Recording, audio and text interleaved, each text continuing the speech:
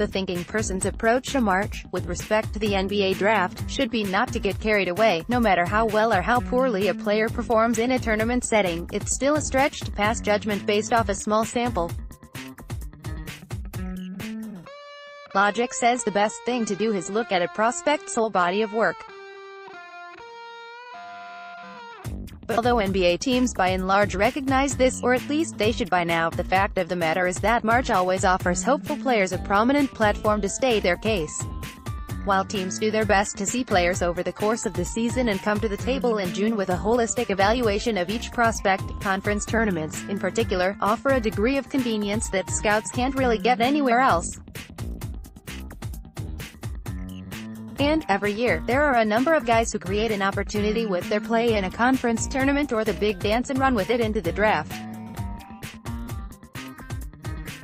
While we can always take a handful of games and put them in perspective from a pure evaluatory standpoint, it's still important to recognize that while how a player fares over the next month may not impact our personal opinions or a team's evaluation of that player whatsoever, it can still alter how that prospect views his own draft status. Making a decision to test the waters is sometimes all it takes. So, while not every player will go full DeAndre Daniels or Mitch McGary, riding the strength of a hot tournament run into being overdrafted in June, it's important to consider the possibilities. Here, we've highlighted 5 prospects who could alter the shape of the draft with strong play. Things have been oddly quiet in Chapel Hill this season, partially because Duke has hogged headlines, but North Carolina has figured a lot of things out in conference play and looked the part as a Final Four caliber team. Lately, their main catalyst has been White, who as their lead ball handler and most potent scorer is positioned to be the chief beneficiary if the Tar Heels keep rolling. While this is not to suggest that White any sort of unknown quantity, NBA teams have been tracking the freshman closely since the fall, it's probably fair to say that he hasn't quite gotten his due nationally. There remains some difference of opinion among NBA scouts as to whether White or the more touted but less impactful Nassir Little is North Carolina's best long-term prospect, but the fact that this is a legitimate conversation being had speaks to the type of skills White has been flashing. At 6 feet 5 inches with a good build, some sneaky explosiveness and a clean, potent three-point shot, he profiles as a strong fit within a positionless system. He's a natural shooting guard still learning to play the point, and that's led to some growing pains. Still, White has shown some improvement as a decision-maker and has the tools to be effective with or without the ball long-term. With positional versatility and shooting often coming at a premium in the NBA, it matters less that White will never be a true pass-first guard, and more that he has a chance to be a high-level perimeter threat as he matures. If North Carolina is going to make a real run in March, they'll need White to keep performing, and he'll have a big opportunity to further establish that he belongs in the lottery conversation. Opponents will be keying on him with ball pressure and trying to run him off the line, but if he continues to knock down deep shots and limit mistakes, he'll affirm the distinct strengths that make him an appealing selection. Everyone has seen him plenty, and the tournament shouldn't necessarily make or break him, but it's a great opportunity for White to set himself apart. With each big performance, it's become increasingly clear that White is a lottery-level talent in this class, and he can certainly further that notion over the next few weeks. One of the stranger stories in college basketball this season has been Agbaji's emergence as Kansas's best long-term prospect. This only became clear after the Jayhawks pulled his red shirt, which only happened because Udoka Azubuike was injured and Silvio De Sousa remained suspended, forcing Ku to deploy smaller lineups. Then LaGerald Vick took a leave from the team, thrusting Agbaji into a larger share of minutes. He's acclimated pretty quickly as a true freshman, and against all odds, has already established himself as a draftable prospect. Although Agbaji's unique situation would seem to point toward 2020 as his likely entry point into the draft, at this stage of the season, teams have to operate with every outcome in mind. While the sample size is small, Agbaji's physical profile, toughness, ability to defend multiple positions on the perimeter and what looks like a passable set jumper are all things he can hang his hat on immediately. He's an indispensable part of Kansas' setup now, and has demanded scouts' attention, particularly with Quentin Grimes having underwhelmed for the majority of the season and Devon Dotson viewed as a multi-year college prospect. For a late-blooming three-star recruit, he has surpassed all expectations. Agbaji has told reporters he plans to return to Kansas, but it's entirely possible that his skill set could garner interest in the late first round if he were to at least test the waters and feel things out. Given that he didn't make his debut until January 9, there will be decision-makers at the Big 12 tournament and beyond who haven't seen Kansas since the fall. As history has proven, sometimes the less teams have seen of a prospect, the better for his stock, and March is a chance for Agbaji to leave a real impression. He may not end up in this draft at all, but he's a clear person of interest going forward.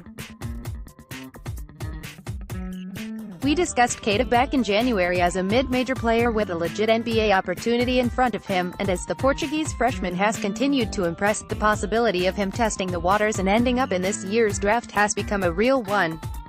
Utah State has rolled through the Mountain West, and Keita's ability to alter shots and move his feet has given them a legitimate defensive backbone. With a reported 7 feet 5 inches wingspan and 9 feet 6 inches standing reach, he should have extremely obvious appeal to teams hoping to develop a rim protector. With that type of profile and the impact he's had, it's not crazy to think Keita would warrant a late first-round dart throw from a team hoping to develop a center who can legitimately add a defensive dimension at some point in his rookie contract. Keita has the same warts as many young shot blockers. He's foul-prone, can get pushed around a bit inside and is still learning what he can get away with. He's clearly not at a point where he'd help an NBA team immediately. But from a pure tool standpoint, he's somewhere near the top of this year's group of centers. The hope would be that he can play a vertical spacing role and alter shots off the bench, which is not all that far-fetched. Many NBA decision-makers will get their first in-person look at the Mountain West tournament in Vegas, which will be a logical jump-off point for Keita to build some buzz. For a guy like him who hasn't been as visible, the next few weeks are especially key. While Michigan has tailed off a little bit since a dominant start to the season, they are still a team nobody will want to face in the tournament. As a defensively brilliant team that sometimes struggles to score the ball, Poole's perimeter play has been a major swing factor in their success. Dating back to last season as a bit player, the sophomore has generally been pegged as someone who is talented enough to force the NBA's hand, but he's also frustrated scouts with his habitual inconsistency. He's hitting 38% of his threes, but Poole's big breakout hasn't quite happened this season. He's a bit of an incomplete picture, functioning almost entirely in catch and shoot and sometimes looking uncomfortable playing off the bounce.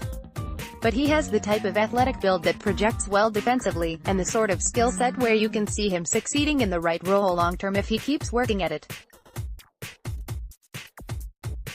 He's the third banana to Charles Matthews and Ignas Brazdeikis, but Poole has enough going for him that a hot shooting string of games might be enough to move the needle this year. He's gifted enough that it's easy to see a team taking the plunge, and this month will be his chance to press the issue. Although Haliburton is another player who seems like a better bet for the 2020 draft, the unheralded freshman has become a serious person of interest for NBA teams. The possibility of a productive March remains on the table, and as we've written dating back to January, Haliburton should at least be in good position to test the draft and get feedback. His case is certainly a strange one, as his scoring contributions and overall shot diversity have been minimal, but his brilliant feel for basketball is extremely evident, and is something that has to be experienced over the course of a full game to properly comprehend.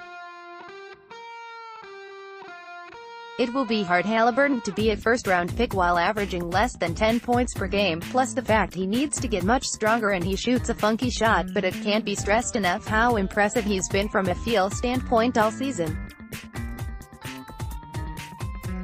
Haliburton's pathway to going one and done may be inherently paradoxical, although frankly, he's good enough that there should be no guilt discussing it, while NBA teams would undoubtedly love to see more of what he can do as A scorer and ball handler, one of his strengths is how unselfishly he's fit into Iowa State's system. He had a remarkable 17-assist game early in the season, which generally features 4 ball handlers at a time. In other words, it's unlikely he breaks from what makes him so good to showcase other elements of his game that could turn more heads. But Iowa State does want him to shoot the ball more frequently, and he's certainly capable of doing more from an individual perspective. Part of the beauty of the way he plays is how often he makes the correct choice to facilitate instead. The prevailing thought is that returning to school would let him spend most of his time at point guard, thus creating a huge window for him to make a case as a first-round pick in 2020. Still, there are some, myself included, who already view him as a first-round talent, and stranger things have happened. He's a player to watch closely, just in case.